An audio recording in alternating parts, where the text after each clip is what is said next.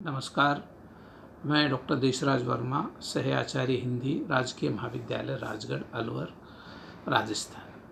प्रिय विद्यार्थियों, बीए तृतीय वर्ष के प्रथम प्रश्न पत्र जो कि आधुनिक काव्य से संबंधित है, आपके पाठ्यक्रम में छायावादी कवियों को लगाया गया है। प्रसाद, पंत, निराला और महादेवी, जो छायावाद का एक चार स्तंभ मानते हैं, चतुष्टय मानते हैं। इस चतुष्टय के जो प्रमुख कवि हैं सुमित्रा नंदन पंत, उनके जीवन परिचय और उनकी काव्य चेतना और जो आपके पाठ्यक्रम में जो कविताएं संकलित की गई हैं उनके बारे में हम अध्ययन कर रहे हैं। देखिए, पंत को हिंदी साहित्य में या हिंदी का प्रकृति का सुकुमार कवि कहा जाता है और इन्होंने प्रकृति को बहुत गहरे से आलम्बन के तौर पर इन्होंने उसको स्वीकार किया है। इस प्रकृति के सुकुमार कवि का जन्म सन 1900 में अल्मोड़ा जनपद के कौसानी नामक गांव में हुआ था और बचपन में इनकी मां का देहांत हो गया। इसका मां के असामयिक निधन से इनके मन पर बड़ा गहरा प्रभाव पड़ा। ये एकांत प्रिय हो गए और दूर पहाड़ों की चोटियों पर जाकर या घाटियों में बैठ कर के ये प्रकृति को निहारा करते थे और वहीं से एक प्रकृति के प्रति जो गहन लगाव है और एक प्रकृति के प्रति जो प्रतिबद्धता इनके काव्य में हमें देखने को मिलती है, वो इनकी एक विशिष्टता बन गई है, इनकी एक पहचान बन गई है। विशेषकर पर्वतीय जीवन और पर्वतीय प्रकृति को इन्होंने अपने कविता में स्थान दिया। ये इनकी एक विशिष्ट एक प्रवृत्ति हम कह सकते हैं। और साथ ही साथ इन्होंने अपने अध्ययन के दौरान अंग्रेजी कवियों, संस्कृत के कवियों और हिंदी के कवियों का, पूर्ववर्ती कवियों का, बंगला के रचनाकारों का गहन अध्ययन किया। गांधीवाद से या गांधी के आंदोलन से प्रेरित होकर के 1921 में पंत ने अपना कॉलेज छोड़ देते हैं, अध्ययन कार्य को स्थगित कर देते हैं और गांधी के जो असहयोग आंदोलन है उसमें ये सक्रिय भूमिका निभाने लगते हैं। इनकी जो काव्य रचना के बारे में देखें तो छायावाद के जो इन चार कवियों की हम चर्चा करते हैं, जिनमें प्रसाद और महादेवी एक ही पैटर्न पर अपनी कविता लिखते हुए जान पड़ते हैं, जबकि पंत और निराला की काव्य चेतना में हमें निरंतर विकास देखने को मिलता है। या यूं कहें कि इनकी कविता के में हमें कई सोपान देखने को मिलते हैं। कविता उत्तरोत्तर समय के अनुसार चलती हुई जान पड़ती है।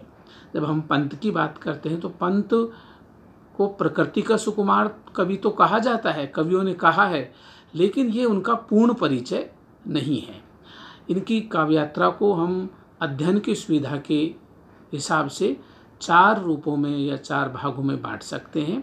पहला उनका छायावादी काव्य या कह सकते हैं छायावादी पंत हैं, जो 1916 में ये गिरजे का घंटा नाम से इनकी पहली कविता प्रकाशित होती है। इसके अलावा इनका उच्छ्वास है, ग्रंथि है, वीणा है, पल्लव है, गुंजन है। ये इनकी आरंभिक रचनाएं हैं जिनमें प्रकृति प्रेम सर्वाधिक रूप से मुखर होता है। समय के साथ इनकी चेतना विकसित होती है।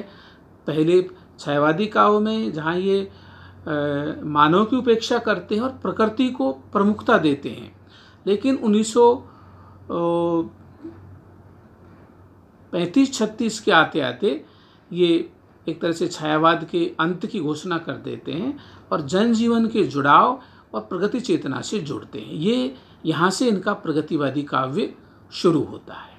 इसमें हम युगांत, प्रकारांतर से छायावादी भाव चेतना के युगांत की घोषणा है। युगवाणी, ग्राम्या ऐसे और चिदंबरा जैसी रचनाएं वो करते हैं। इसके बाद इनकी कविता पर गांधीवाद का भी गहरा प्रभाव हमें देखने को मिलता है और गांधीयन जो एक तरह से विचारधारा है, उस विचारधारा को हम इनकी कविता में देख सकते हैं। बापू के प्रति इनकी बहुत प्रसिद्ध कविता है। इसके अलावा इनके जो महाकाव्यात्मक रचनाएं हैं जिनमें दार्शनिक चेतना है, वहाँ पर भी हम प्रकारांतर से गांधीवाद की झलक और उसके प्रभाव को स्पष्टतः देख सकते हैं। इसके बाद गांधी का पंत का जो चौथा सोपान है वो है चेतना काव्य या स्वर्ण काव्य। ये महर्षि अरविंद के दर्शन से बड़े गहरे तक प्रभावित होते हैं और उससे प्रभावित होकर के ये स्वर्ण धूलि, स्वर्ण किरण और लोकायतन, सत्यकाम जैसे तो महाकाव्यों की रचना करते हैं और धीरे धीरे यहाँ चिंतन उनका मुखर होने लगता है। कविता का जो कला पक्ष है वो धीरे धीरे मंद पड़ने लगता है। हम देखते हैं कि यहाँ चिंतन की प्रधानता है, दार्शनिकता है। यहाँ कविता करना उनका उद्देश्य नहीं है। ये कहें कि ये पंत के उत्तरार्ध की रचनाएं हैं, जहाँ निश्चित रूप से उनकी जो विचार चेतना है, विचार सरणी है, वो प्रौढ़ता को प्राप्त करती है और जो कवि मन की भावुकता है वो धीरे धीरे हमें कम होती हुई दिखाई देती है। प्रकारांतर से ये जनजीवन से जुड़ते हैं, आम आदमी से जुड़ते हैं। इनकी जो प्रसिद्ध जो कविता है द्रुत झरो जगत के जीर्ण पत्र, ताज को लेकर के, ताजमहल को लेकर के कविता लिखते हैं। ग्राम्य जो ग्राम वासिनी, भारत माता ग्राम वासिनी जैसी कविताएं लिख करके ये कहीं न कहीं जन सामान्य से गहरे तक जुड़ने की प्रतिबद्धता को व्यक्त करते हैं, जो इनके काव्य में हमें मुखर होती हुई दिखाई देती है। जब हम आपके जो पाठ्यक्रम में जो कविताएं लगाई गई हैं उन पर हम विचार करें तो देखते हैं कि उनकी जो आरंभिक जो कविताएं हैं, जो छायावादी काव्य चेतना से उत्प्रोत उनकी कविताएं हैं, वो आपके पाठ्यक्रम में लगाई गई हैं। और एक कविता द्रुत झरो, ये कविता जो प्रगतिवादी चेतना से उत्प्रोत है, ये भी आपके पाठ्यक्रम में लगाई गई है। प्रथम रश्मि कविता है और मौन निमंत्रण की जो सबसे चर्चित कविता है वो भी यहाँ पर आपके पाठ्यक्रम में लगाई गई है। अब हम बात करते हैं कि पंत मौन निमंत्रण, प्रथम रश्मि और जो प्रकृति के प्रति जो उनका एक अनन्य प्रेम आरंभिक कविताओं में देखने को मिलता है, मोह उनकी प्रसिद्ध कविता है। इनके पीछे पंत की क्या मन स्थिति रही, इस पर हमें विचार करने की आवश्यकता है। देखिए, जब हम पंत को या पंत की आरंभिक कविताओं को देखते हैं तो पंत प्रकृति से बहुत गहरे तक जुड़े हुए दिखाई देते हैं और कहीं न कहीं उनके अंदर एक प्रकृति के प्रति जिज्ञासा का भाव है कि प्रकृति के अंदर कौन है जो ये सारी चीज़ों को एक निश्चित रूप से लय और गति के साथ ये चीज़ें चल रही हैं। फूलों में कौन रंग भरता है, प्रकृति ये पत्तों के डिजाइन्स किसने बनाए हैं, कौन है जो संसार के सारे संसार को नियंत्रित कर रहा है, कौन रात और दिन बना रहा है, कौन चित्रकार है जो प्रकृति में रंग भरता है। कोई मौन है, कवि कहता है कि कोई एक अदृश्य शक्ति है जो मुझे निमंत्रित करती है, मुझे आमंत्रण देती है। और उस अज्ञात के प्रति एक जिज्ञासा का भाव जो प्रकृति के माध्यम से, यहाँ प्रकृति आलम्बन रूप में भी हमारे सामने उभर करके, ये कहेंगे आलम्बन रूप ही प्रमुख है इनकी कविताओं में, वो हमें देखने को मिलता है। और उद्दीपनात्मक रूप में बात करते हैं तो कहीं न कहीं इनकी मन स्थिति को उद्दीप्त करने का काम भी जो प्रकृति है वो हमें करती हुई दिखाई देती है। प्रकृति का मानवीकरण भी पंत के काव्य में हमें देखने को मिलता है। उनकी एक बहुत प्रसिद्ध पंक्तियां हैं जो मुझे याद हैं कि उन्होंने एक नीम के पेड़ की छाया को देख करके उन्होंने दो पंक्तियां लिखी हैं, प्रकृति का मानवीकरण किया कि कौन पड़ी हो दमयंती सी, क्यों तरु के नीचे सोई, हाय तुम्हें भी त्याग गया क्या, अलिनल सा निष्ठुर कोई। ऐसे जो प्रकृति का जो मानवीकरण है, चैतन्यकरण है, वो हम पंत के काव्य में देख सकते हैं, जिसे हम रहस्यवाद कहते हैं, भावात्मक रहस्यवाद कहते हैं। रहस्यवाद के 3 स्टेप बताए जाते हैं, 3 सोपान हैं कि विस्मय और जिज्ञासा, एक कौतूहल का भाव, जिज्ञासा का भाव पहला सोपान है। दूसरा स्टेप विरह का है, उस जो जिसके प्रति हम कौतूहल है, हमें जिज्ञासा है, उसको पाने के लिए, उसको जानने के लिए हमारे मन में एक तरह से जिज्ञासा पैदा होती है। और तीसरा सोपान मिलन का सोपान है, संयोग का सोपान है। ये रहस्यवाद की 3 स्टेप हैं। यहाँ आपके जो पाठ्यक्रम में जो कविताएं लगाई हैं वो पंत के जो जिज्ञासा का भाव है, विस्मय का भाव है, कौतूहल प्रकृति के प्रति, और प्रकृति के पार कौन है जो इस प्रकृति को संयमित कर रहा है, नियंत्रित कर रहा है, ये हमें पंत के काव्य में देखने को मिलता है। और जो कविताएं आपके पाठ्यक्रम में हैं वो हम यहाँ देखते हैं। उनकी मोह कविता को हम यहाँ देखते हैं कि छोड़ द्रुमों की मृदु छाया, तोड़ प्रकृति से भी माया, बाले तेरे बाल जाल में कैसे उलझा दूं लोचन, भूल अभी से इस जग को। यहाँ आप देखिए पंत प्रकारांतर से एक मानव सौंदर्य या स्त्री के सौंदर्य की उपेक्षा करके प्रकृति के सौंदर्य को चुनते हैं।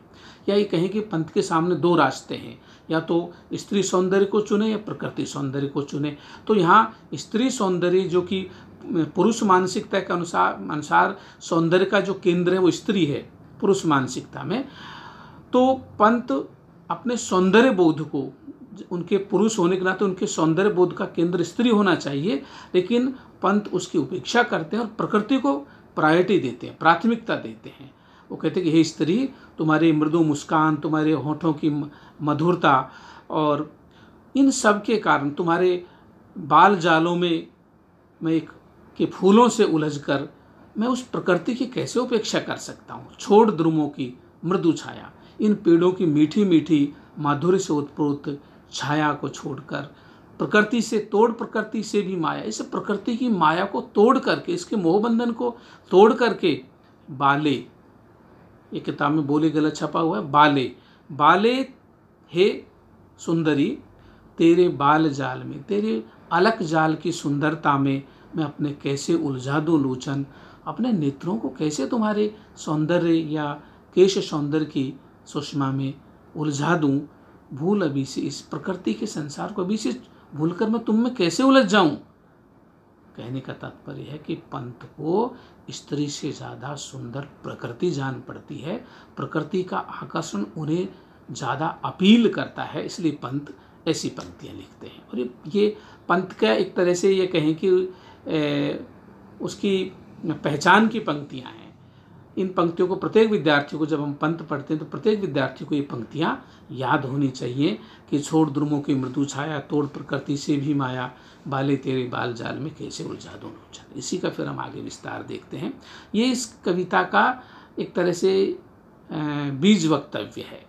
फिर कविता में को विस्तार देते हैं। तज कर तरल तरंगों को, इंद्रधनुष के रंगों को। अब प्रकृति के सौंदर्य के फैलाव को देखते हैं, समुद्र के तरल तरंगों को, लहरों के मधुरिम सौंदर्य को, लहरों के फैनाकार सौंदर्य को, इंद्रधनुष के रंगों को, इंद्रधनुष के 7 रंगों को कैसे भुला सकता हूँ।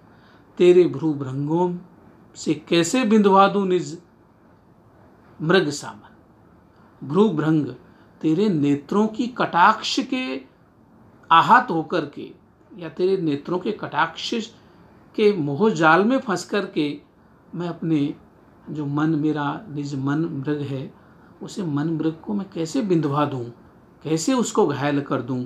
अर्थात भूल अभी से इस जग को, इस संसार को अभी से भूल करके तुम्हारे जो भ्रू भृंगों हैं, नेत्र कटाक्ष हैं, देखने की जो तुम्हारी एक अदा है, उस पर मोहित होकर के मैं प्रकृति के सौंदर्य को, अपने मन मृग को कैसे बिंदवा दूं, कैसे उसे घायल कर दूं। अर्थात नहीं कर सकता। मुझे आपके भ्रू भृंगों से अधिक समुद्र की तरल तरंगों में ज़्यादा सुंदरता दिखाई देती है, इंद्रधनुषों के रंग मुझे ज़्यादा अपील करते हैं। फिर आगे देखिए, कोयल का वह कोमल बोल।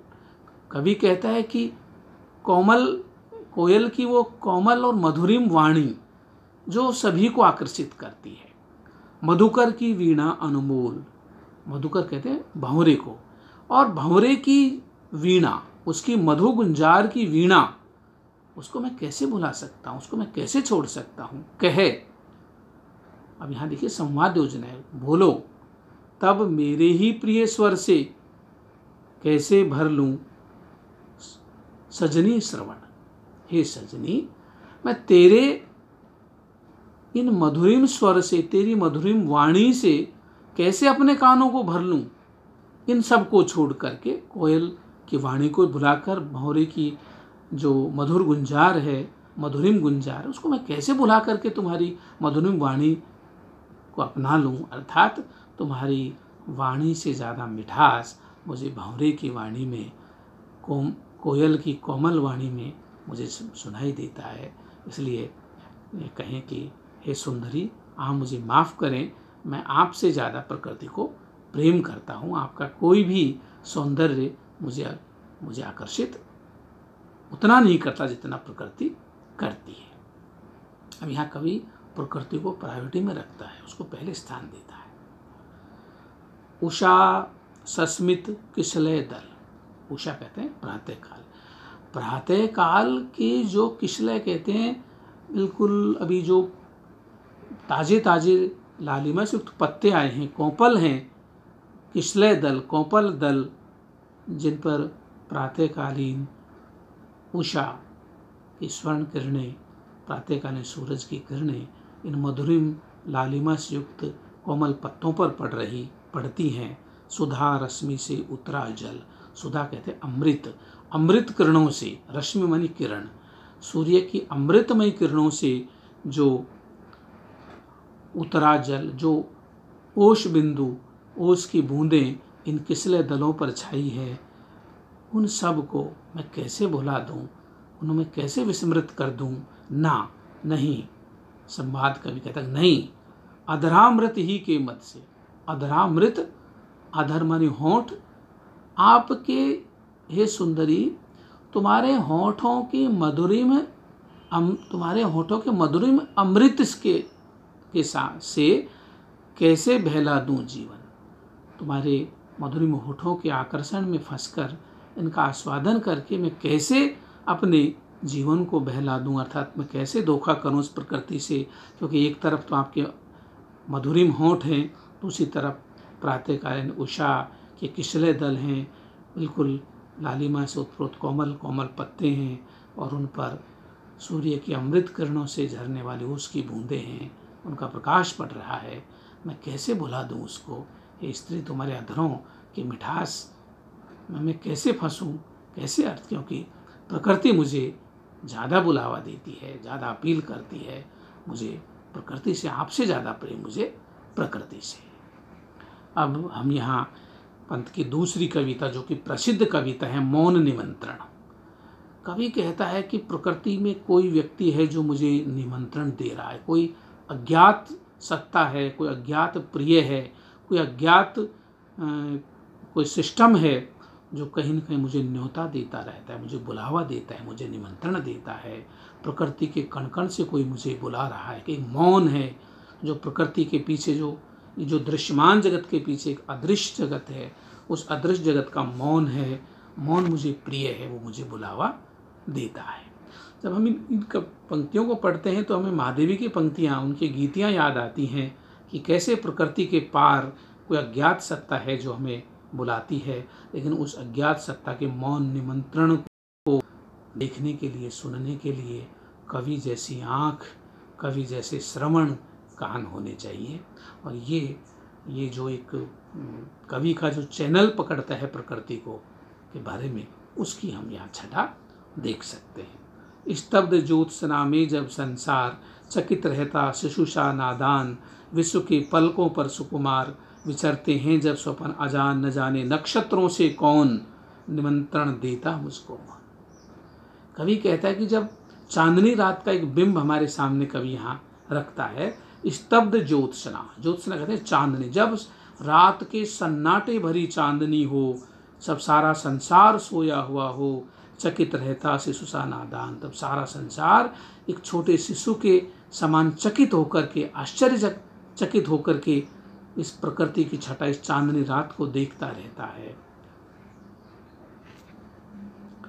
विश्व के पलकों पर सुकुमार, तब सारे समूचे संसार पर, सारा संसार नींद के आगोश में खोया हुआ रहता है, तब उनकी पलकों पर सुकुमार, सुंदर सुंदर, कोमल कोमल विचरते हैं स्वपन अजान। तब उनकी आँखों में कौन सी सत्ता है जो स्वपन में उनके सुकुमार सुकुमार सपने, आकर्षण, एक सौंदर्य से उत्प्रोत दृश्य सारे संसार की आंखों में सपनों के तौर पर ये सपनों में आती रहती हैं।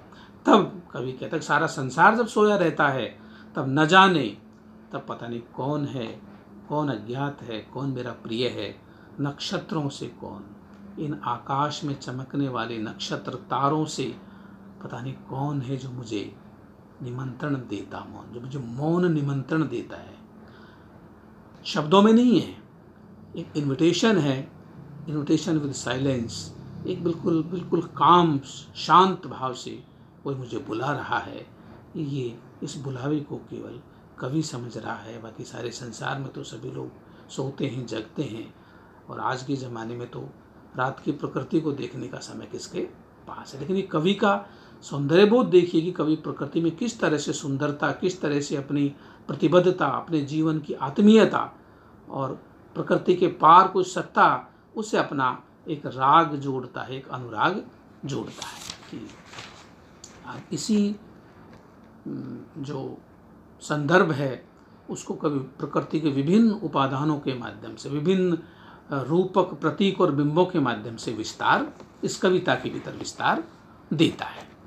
सघन मेघों का भीमाकाश गरजता है जब तमसाकार, दीर्घ भरता समीर निश्वास, प्रखर झरती जब पावस धार, न जाने टपक तड़ित में कौन मुझे इंगित करता तब मौन। कवि कहता है जब आकाश घने काले बादलों से भरा हुआ हो, भयंकर गर्जना हो, गरजता है जब तमसाकार, जब भयंकर काली घटाओं के बीच जब भयंकर विकराल गर्जना होती है, तमसाकार, उस गहन अंधेरे में जब भयंकर गर्जना होती है, सारा संसार भय से भर जाता है, डरने लगता है। दीर्घ भरता समीर निश्वास, समीर कहते हवा, तब लंबे लंबे तूफानों के तौर पर हवा लंबे लंबे श्वास प्रश्वास छोड़ती हुई से लगती है। साएं साएं की आवाज़ें, जैसे समीरण हवा मानो श्वास ले रहा हो, ऐसे साएं साएं की लंबी लंबी तूफानों की आवाज़ें आती हों। प्रखर झरती जब पावस धार, जब प्रखर मानी तेज आसमान से बारिश हो रही हो, मूसलाधार बारिश की धार बरस रही हो। पावस धार, पावस कहते हैं वर्षा, वर्षा ऋतु की भयंकर बरसात हो रही, मूसलाधार बरसात हो रही हो, न जाने, तब ऐसे सावन भादों के काली घटाओं के बीच का दृश्य हमारे सामने, हमारी आंखों के सामने उभर करके आता है, एक नया बिंब उभरता है हमारे सामने।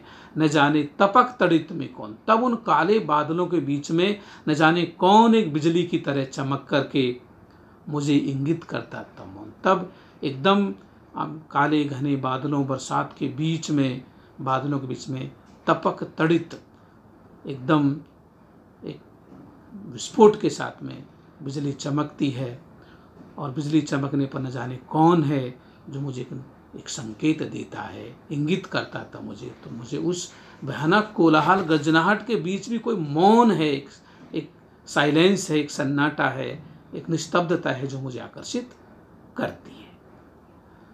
मुझे प्रसाद की एक कहानी, ग्राम कहानी की यहाँ एक दृश्य या कहें कि एक बिंब मुझे यहाँ याद आ रहा। उन्होंने लिखा कि आकाश में जब बिजली चमकती है तो आड़े तिरछी रेखाओं का एक क्रम बनता है। तो कभी प्रसाद ने लिखा है कि ऐसा लगता है जैसे प्रकृति ने अपना हस्ताक्षर कर दिया, आसमान पर प्रकृति ने अपना हस्ताक्षर कर दिया। वो दृश्य मुझे, वो बिंब मुझे यहाँ फिर पढ़ते पढ़ते मेरे स्मरण में आता है। एक और नेक्स्ट देखते हैं। देख वसुधा का यौवन बहार गूंज उठता है, जब मधुमास विदुर उर्के से मृदु उद्गार, कुसुम जब खुल पड़ते स्वच्छ्वास, न जाने सौरभ के मिस कौन संदेशा भेजता, मुझे भेजता मौन। कवि कहता है जब प्रकृति, वसुधा कहते हैं पृथ्वी को, जब पृथ्वी बसंत ऋतु में अपने यौवन पर होती है, चारों तरफ प्रकृति नया श्रृंगार करती है, फूलों से, पत्तों से, नए कोमल किसलों से प्रकृति अपना सुंदरता में चार चांद लगाती है। पृथ्वी का सौंदर्य और भी बढ़ जाता है। गूंज उठता है जब मधुमास, चारों तरफ मधुमास, बसंत गूंज उठता है, गाने लगता है। अब देखिए कवि यहाँ बसंत को भी गूंजने शब्द का प्रयोग करता है। यह एक ध्वन्यात्मकता हमारे सामने कि भंवरों के गूंजने, कोयल, जैसे दृश्य खुद नाद पैदा कर रहा हो। वो कहता है कि गूंज उठता है तब मधुमास, विधुर उरके से मृदु उद्गार। विधुर कहते हैं जिस व्यक्ति की पत्नी मर गई हो, उस व्यक्ति के मृदु उद्गार मन में हों, रह जाते हो, अतृप्ति का सा भाव, मृदु उद्गार। कुसुम जब खुल पड़ते सोच्छ्वास, तब उच्छ्वास के साथ बड़े उल्लास और प्रफुल्लता और एक चटक के साथ पुष्प विकसित हो जाते हों, हो रहे हों। ऐसे समय में न जाने सौरभ के मिस कौन। सौरभ कहते हैं सुगंधी। ऐसे बसंत के मधुमास या मधुमास में जब प्रकृति और धरती अपना संपूर्ण श्रृंगार करती है, धरती और प्रकृति अपने यौवन पर होते हैं, तब ऐसे सुगंध के वातावरण में इस सौरभ के सौरभ के बहाने, खुशबू के बहाने पता नहीं कौन है जो मुझे संदेशा भेजता मौन। मुझे उस खुशबू के माध्यम से कोई संदेश भेजता है, कोई है, कोई मेरा अपना है, कोई मेरा है। एक आत्मीय भाव प्रकृति के प्रति कवि का हम यहाँ पर देख सकते हैं। नेक्स्ट देखते हैं, क्षुब्ध जल शिखरों की जब वात, सिंधु में मत कर फैनाकार, बुलबुलों का व्याकुल संसार बना बिथुरा देता अज्ञात, उठा तब लहरों से कर कौन, न जाने मुझे बुलाता कौन। अब यहाँ कवि प्रकृति, समुद्र के आलोढ़न विलोढ़न, समुद्र में आए तूफान से उठती हुई लहरों के उठने और गिरने के दृश्य को, एक बिंब को हमारे सामने रखता है कि इनके बाद, इनके इस गहन हलचल के भीतर भी कोई मौन है जो मुझे आकर्षित कर रहा है। क्षुब्ध जल शिखरों, जल शिखर, समुद्र में जब तूफान आता है, समुद्र के अंदर भूकंप जैसे तूफान, सुनामी जैसे तूफान आते हैं, तब समुद्र में कहते हैं कि 40-40 मीटर ऊंची लहरें उठती हैं। तब उन लहरों के शिखर, उठती हुई लहरों की चोटियाँ, और जब वात कहते हैं हवा, जब हवा टकराती है, सिंधु में मत कर फैनाका, जब ऊंची ऊंची लहरें हवा से टकराती हैं, आलोढ़न विलोढ़न होता है, लहरों के उठने गिरने से, फैन कहते हैं झाग, पानी में एक झाग का एक चक्र बनता है, वर्तुल बनता है। सिंधु में जैसे समुद्र का मंथन किया जा रहा हो, मथ कर फैनाकार, जैसे मथने के बाद हम घी निकालते हैं, मंथन करने के बाद दही का मंथन करने से हमें घी निकलता है, इस तरह से समुद्र का मंथन करके झाग के तौर पर एक चारों तरफ एक तरह के सफ़ेदी या एक धवलता फैल गई है। बुलबुलों का व्याकुल संसार, और इस जब उठते हुए फैनों में, झागों में बहुत छोटे छोटे कितने ही बुलबुले बनते हैं। बुलबुलों का बनना मिटना, उसकी एक अलग उसका सौंदर्य है, उसका आकर्षण है। बना बिथुरा देता आज्ञा, तब कौन है जो इस पानी के झागों के भीतर कितने ही बुलबुलों को निर्मित करता है और क्षण भर बाद उन बुलबुलों को समाप्त कर देता है, नष्ट हो जाते हैं बुलबुले।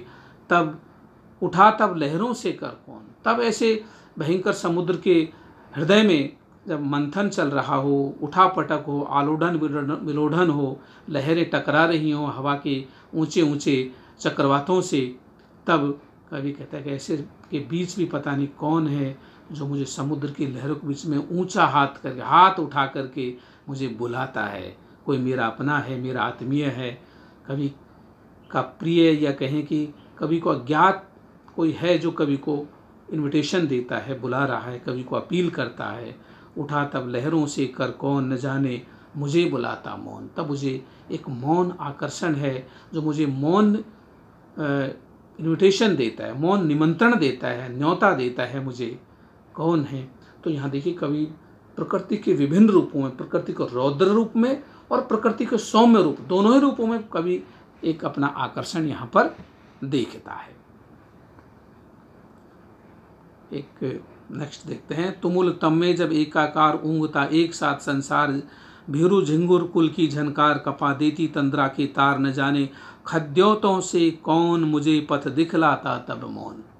कवि कहता है कि सारा संसार जब रात्रि के समय, सारे सन्नाटे में, काले अंधियारी रातों में सारा संसार सोया रहता है। तुमुल तम, तुमुल कहते हैं भारी मात्रा में, तम माने अंधकार, जब सारा संसार अमावस जैसी घनी काली रात में डूबा रहता है, ऊँगता एक साथ, सारा संसार एक गहन तंद्रा में, नींद में ऊँघता रहता है, सोता रहता है, तब भीरू झिंगुरों की कुल झनकार। भीरू मानी भयभीत से झिंगुरों की जो चिक चिक की आवाज़ है, चिंकार की आवाज़ है, जो रात भर भौरे ये झिंगुर बोलते रहते हैं, जो कहीं न कहीं हमारे मन में भय भी पैदा करते हैं, एक अज्ञात सा भय हमारे मन में पैदा करते हैं। झिंगुर कुल की झनकार, एक साथ बहुत सारे झिंगुर एक साथ एक स्वर में बोलते हैं, उनकी झनकार उठती है, ध्वनि प्रतिध्वनि गूंज अनुगूंज कपा देती तंद्रा के तार। तब नींद के तारों को भी एक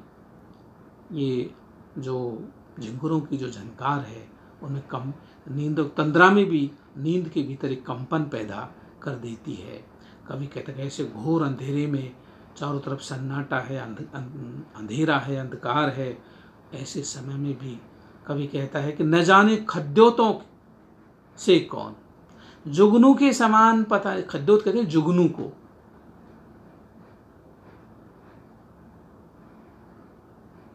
कभी कहता है न जाने खद्योतों से कौन, तब मुझे तारों के जैसे कौन मुझे पथ दिखलाता है। तब मुझे पता नहीं कौन खद्योत के सम रात्रि में आकर के मुझे पथ दिखलाता है, मुझे अंधकार में भी मेरा मार्गदर्शन करता है। कनक छाया में जबकि सकाल खोलती कलिका उर के द्वार, सुरभि पीड़ित मधुपों के बाल तड़प बन जाते हैं गुंजार। न जाने ढुलक ओश में कौन खींच लेता मेरे दृग मौन। अब कभी यहाँ प्रातःकालीन प्रकृति का यहाँ चित्रण करता है। प्रातःकालीन उषा और सुबह भी कवि को किस तरह से आकर्षित करती है। सुबह के भीतर भी कवि को कोई मौन है, एक मौन निमंत्रण है जो कवि को आकर्षित करता है। कनक छाया में जबकि सकाल, सकाल मानी अच्छा समय, प्रातःकाल।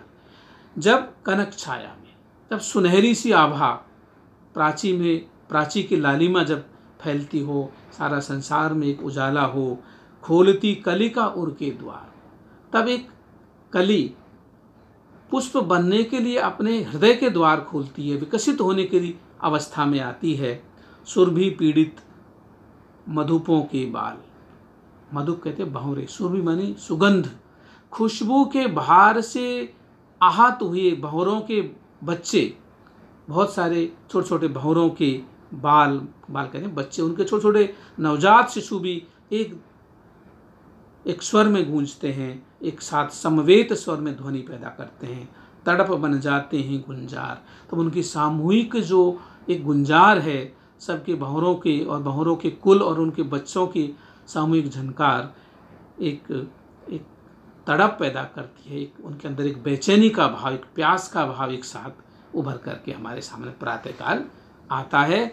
न जाने, कभी कहता है फिर भी, कभी यहाँ मुझे लगता है कभी जैसे हम संवाद के मूड में कहता है कि न जाने फिर भी पता नहीं कौन, ढुलक ओस में कौन, फिर पता नहीं कौन है जो ओस की ढुलक में, उसके बनने के बाद उसके धीरे से ढलक जाने की जो टपक जाने का जो दृश्य है, कभी उसके लिए एक शब्द का इस्तेमाल करता है कि न जाने ढुलक ओस में कौन। एक बिंब हमारे सामने उभरता है कि ओस किस तरह से टपक करके मिट जाती है। मैं कौन खींच लेता मेरी दृग मौन, उस दृश्य को देखकर पता नहीं कौन है जो मेरी आंखों को अनजाने ही बिना प्रयास के ही मुझे अपनी ओर आकर्षित कर लेता है। अब इसका एक अंतिम हम देखते हैं पंक्ति। न जाने कौन अये द्युतिमान, जान मुझको अबोध अज्ञान, सुझाते हो तुम पथ अजान, फूंक देते छिद्रों में गान, अहे सुख दुख के सहचर मौन, नहीं कह सकता तुम हो कौन। कभी कहता तुम पता नहीं कौन हो, लेकिन मेरे नज़दीक हो, मुझे मार्गदर्शन देते हो, मेरे सुख दुख में काम आते हो।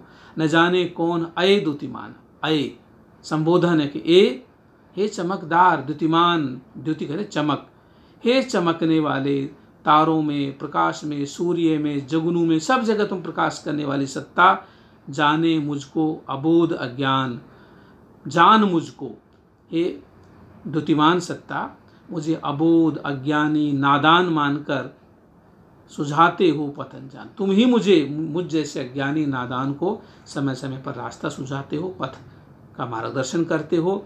फूंक देते छिद्रों में प्राण, और तुम मेरी छिद्र मानी होते कमियाँ, मेरे कमियों के होने के अवगुणों के बावजूद मेरे अंदर एक जीवन का संगीत पैदा कर देते हो। हमारे सामने हम मुरली के फूंकने से उसकी छिद्रों से हवा ध्वनि, एक मुरली का दृश्य, एक बिंब हमारे आंखों में आता है। कभी कहते हैं कि मेरे जीवन में बहुत सारे छिद्र हैं, कमजोरियां हैं, उन कमजोरी के बावजूद भी आप मेरे जीवन में मुरली का ऐसा संगीत का संचार कर देते हो। फूंक देते छिद्रों में गान, गाने भर देते हो, संगीत भर देते हो। अहे सुख दुख के सहचर मौन, कहते हे मौन, कभी को मौन प्रिय है। और प्रकृति के भयंकर रौद्र रूप और सौम्य रूप के पार भी उसको एक मौन, एक पटल दिखाई देता है, एक मौन धरातल है। कभी उसको उस पर एक तरह से मुग्ध होता है, उसके प्रति कभी पूरी तरह समर्पित है, नहीं कह सकता, कभी असमंजस में है, विस्मय में कि कौन हो तुम, नहीं कह सकता तुम हो कौन। हे मौन, तुम कौन हो जो मुझे सदैव अपनी ओर आकर्षित करते हो। मुझे यहाँ महादेवी की एक पंक्ति याद आती है कि कनक से दिन, मोती सी रात, सुनहली सांझ, गुलाबी प्रात, मिटाता रंगता बारंबार, कौन यह जग का चित्राधार, कौन यह जग का चित्राधार। वही विस्मय का भाव, जिज्ञासा का भाव यहाँ कवि कहता है। कोई मौन है, इस सन्नाटे के पार भी कोई, इस कोलाहल के पार एक मौन का एक स्तर है जो मुझे अपनी ओर आकर्षित करता है। धन्यवाद। बाकी कविताएं हम अगले वीडियो